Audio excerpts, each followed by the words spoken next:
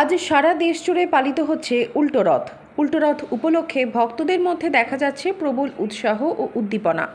Mayapur ISKCON চত্বরে ইতিমধ্যেই দেশ বিদেশের লক্ষাধিক ভক্তের সমাগম শুরু হয়েছে। জগন্নাথ, বলরাম এবং সুভদ্রা মাসির বাড়ি থেকে আজ রওনা দেবেন নিজের বাড়ির উদ্দেশ্যে। রাজাপুরে ফিরে যাওয়ার এই দিনটিকে ঘিরে চলছে ব্যাপক আয়োজন।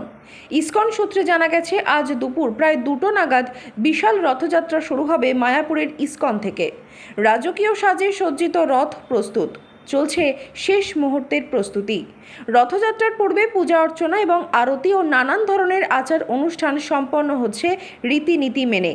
মাসির বাড়ি থেকে বিদায় নিয়ে আজ রাজাপুরের উদ্দেশ্যে জগন্নাথ, বলরাম এবং সুভদ্রা মহারথে চেপে রওনা দেবেন।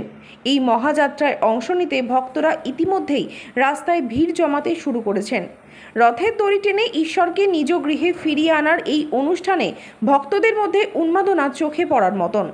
ইস্কনের পক্ষ থেকে ভক্তদের জন্য বিশেষ নিরাপত্তা, চিকিৎসা এবং প্রসাদের ব্যবস্থা করা হয়েছে। সব মিলিয়ে মায়াপুর সহ সমগ্র দেশের বিভিন্ন প্রান্তে আজ উল্টো রথ উপলক্ষে ভক্তিময় পরিবেশ এবং ধর্মীয় আবেগে ভরে উঠেছে নানা প্রান্ত।